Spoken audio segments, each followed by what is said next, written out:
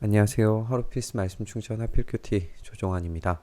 오늘 함께 나눌 하나님 말씀은 마태복음 9장 14절에서 26절까지 말씀입니다. 그때 요한의 제자들이 예수께 와서 묻습니다. 우리와 바리새파 사람은 자주 금식을 하는데 왜 선생님의 제자들은 금식을 하지 않습니까? 라고 이렇게 질문을 해요. 바리새인들은 속죄일과 신년제 또 매주 월요일과 목요일에 금식했다고 알려져 있습니다.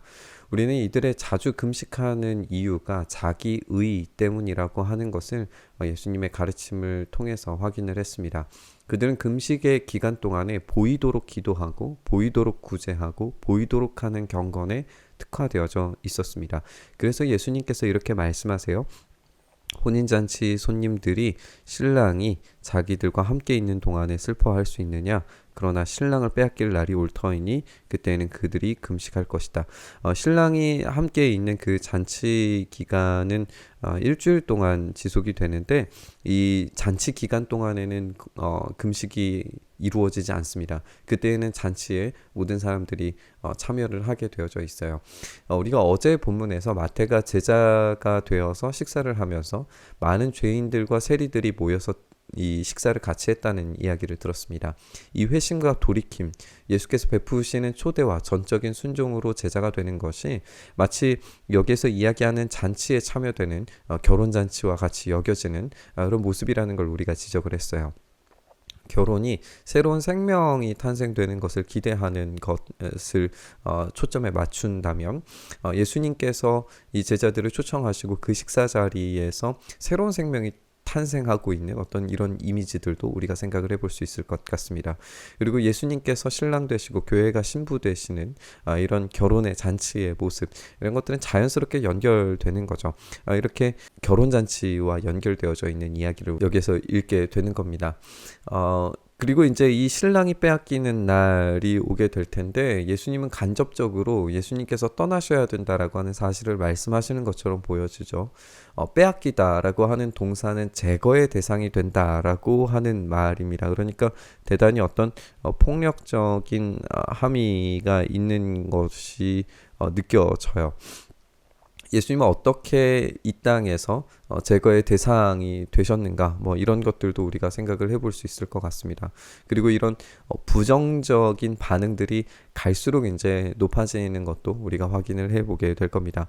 이제 두 가지의 예시를 예수님께서 더 드시는 걸 보게 되는데, 생배 조각을 낡은 옷에다 대고 깁는 사람이 없다. 그렇게 하면 새로 된 조각이 그 옷을 당겨서 더욱더 크게 되어진다. 오래된 옷에 새로운 옷 조각을 붙이지 않는다는 것, 이게 첫 번째고, 새 포도주를 낡은 부대에 담는 사람은 없다. 그렇게 하면 가죽 부대가 터져서 포도주는 쏟아지고 가죽 부대는 못 쓰게 된다. 새 포도주는 새 가죽 부대에 담아야 둘 다 보존된다 라고 이렇게 말씀을 하십니다. 이제 우리가 생각할 수 있는 것처럼 새로운 조각의 옷감과 새로운 포도주는 옛 것들을 더욱 심하게 찢어지게 만들고 터뜨려서 못 쓰게 만드는 어떤 이런 예시를 우리에게 알려주고 계시는데요. 낡은 가죽 부대는 그냥 못 쓰게 되는 정도가 아니라 오늘 이 본문을 보니까 포도주도 쏟아지고 가죽 부대도 못 쓰게 되는 두 가지 둘 다가 파괴되고 멸망한다는 내용이 이제 여기에 사용되고 있습니다. 여기에서 이제 못 쓰게 되다라고 하는 이 단어조차도 파괴되고 멸망한다라고 하는 굉장히 무시무시한 단어로 사용이 되고 있거든요. 그만큼 이 짧은 이 비유에서 예수님께서 선언하시는 어떤 질서가 어떤 효과를 나타낼지에 대해서 알려주시는 것 같아요. 예수님은 그 기능 자체를 폐기하지는 않으세요. 새로운 옷이고 새로운 포도주와 새로운 가죽 부대입니다. 모든 것은 새로운 것으로 변경되어야 합니다. 유대인들이 가지고 있던 법은 자기 의로움에 특화되어져 있었어요.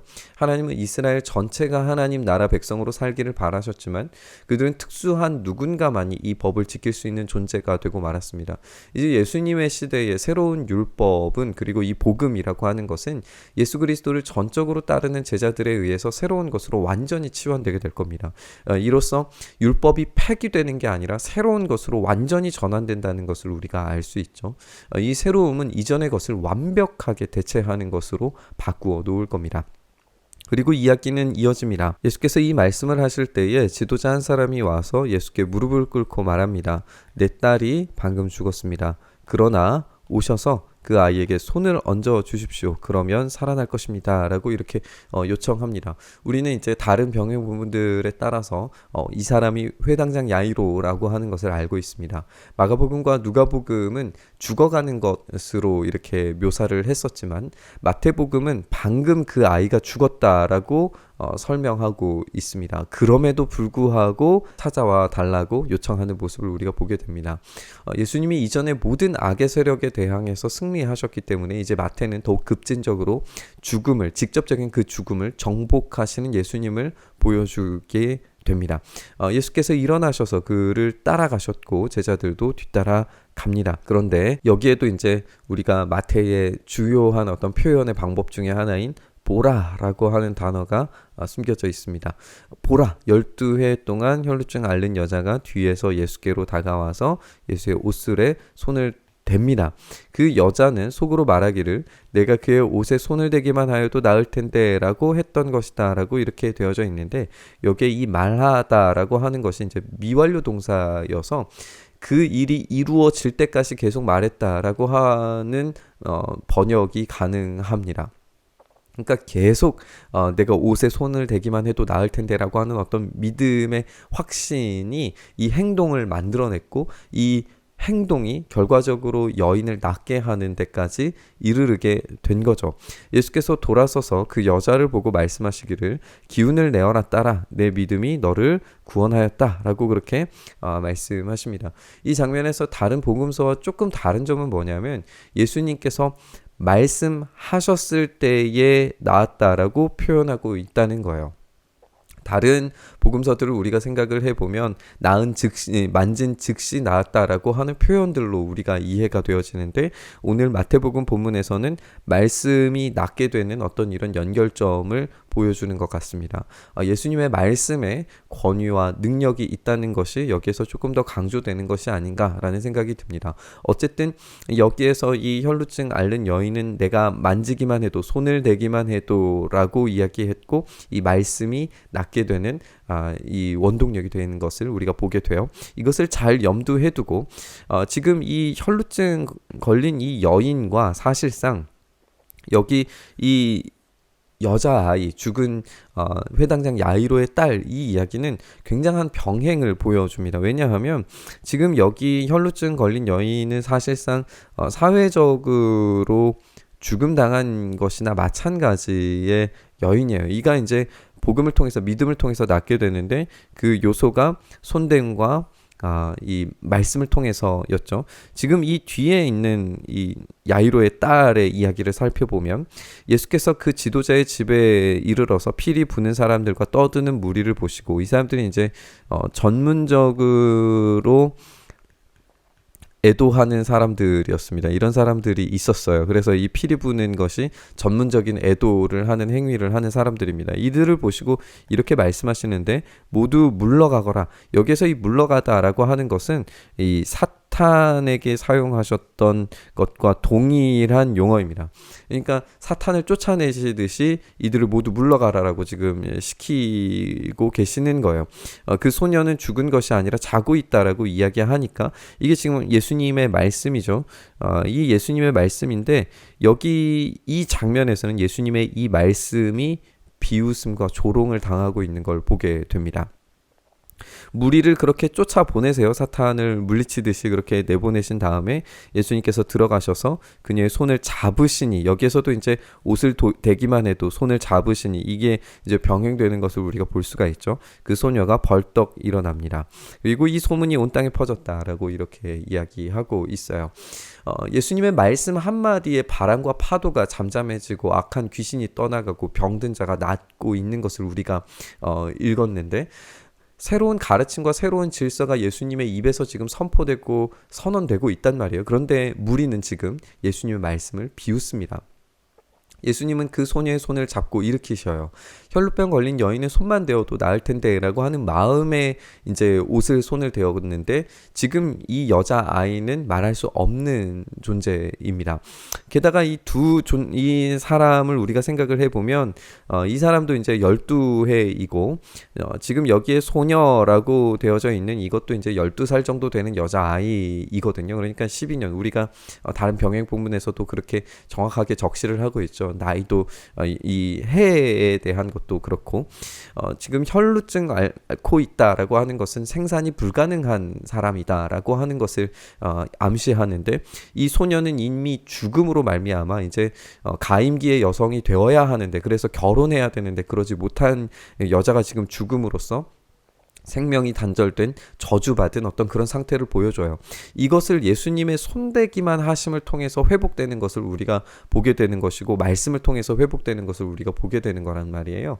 우리가 살펴봤던 것처럼 죽은 자, 부정한 자를 직접 만지는 것은 부정이 전염된다고 여겨졌었는데 예수님은 부정이 전염되기는커녕 생명이 지금 전가되고 있다는 거죠. 이것이 천국의 잔치와도 연결되는 것을 우리가 생각을 해볼 수 있습니다. 초상집이 잔치집이 될 겁니다. 이 소문이 온 땅에 퍼지는 거예요. 근데 그 소문의 내용이 기록되어져 있지 않아요.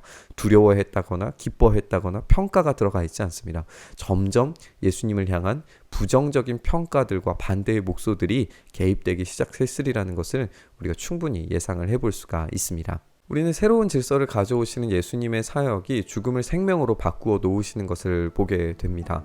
그리고 이 초상집을 잔치집으로 만들어 놓으시는 것도 우리가 확인했습니다.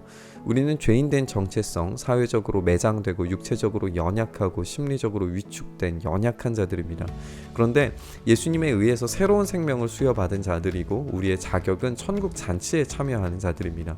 그런데 그 잔치에 참여하는 자들의 면면은 매우 적극적이고 능동적으로 움직이고 있다는 점을 우리가 놓쳐서는 안 돼요. 마태는 곧바로 순종했죠. 회당장 야이로는 딸이 방금 죽었지만 예수님을 찾아옵니다. 혈루증 걸린 여인은 예수님께 다가와서 손을 댑니다. 온갖 부정적인 상황의 사람들이 모두 적극적으로 움직이는 것을 우리가 볼 수 있어요. 그들을 향해서 예수님은 기꺼이 낡은 옷과 낡은 포도주 부대를 터뜨려 버리시고 그들을 직접 만나고 말씀하시고 일으키시고 살리십니다. 본회퍼의 말 믿는 자가 복종하는 자다, 복종하는 자가 믿는 자다 라고 하는 원리를 우리가 기억해 봤으면 좋겠습니다. 정말 예수님의 말씀이 생명을 살리는 능력이 있음을 우리가 믿는다면 지금 우리에게 요구하시는 복종을 실행해야 될 때이지 않은가 생각을 해봅니다. 이 은혜와 결단을 가지고 우리의 초상집 같은 인생이라도 우리가 결단하며 그렇게 복종의 자리로 나아갈 때 우리의 삶을 다시금 잔치와 같은 회복과 기쁨과 온전한 누림의 자리로 만드실 우리 주님을 바라보면서 묵상의 자리로 나아가시죠. 주님 그렇습니다. 주님께서 우리의 삶을 그렇게 만지실 때 우리의 삶에 말씀하실 때에 우리의 삶은 변화될 줄 믿습니다. 주님의 그 일하심을 우리가 간절히 바라며 순종과 복종의 자리로 나아가기를 간절히 소망하오니 주여 우리를 만져주셔서 우리를 붙들어 주셔서 우리와 함께 해주셔서 우리의 삶이 다시금 온전히 회복된 삶으로 온전히 회복된 인생으로 만들어져 가도록 주여 은혜 더하여 주시옵소서. 그렇게 다시 한번 우리에게 기쁨과 환희에 찬 잔치를 허락해 주시기를 간절히 바라고 소망하며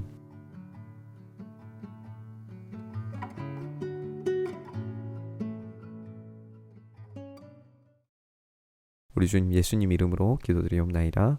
아멘.